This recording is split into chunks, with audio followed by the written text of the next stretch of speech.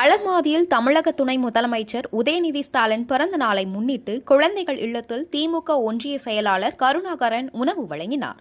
திமுக இளைஞரணி செயலாளரும் தமிழக துணை முதலமைச்சருமான உதயநிதி ஸ்டாலினின் 47வது பிறந்தநாள் விழா தமிழகம் முழுவதும் திமுக கட்சி சார்பில் நலத்திட்ட உதவிகள் மற்றும் அன்னதானம் வழங்கப்பட்டு வருகிறது.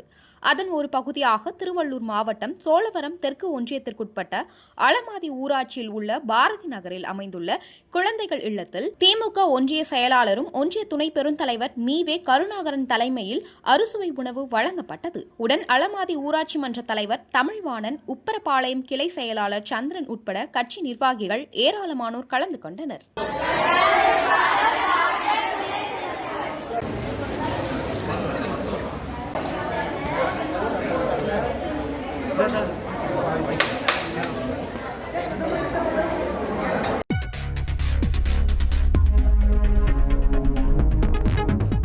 செய்திகளை உடனுக்குடன் தெரிந்து கொள்ள வேதா நியூஸ் டைம் சேனலை சப்ஸ்கிரைப் பண்ணுங்க.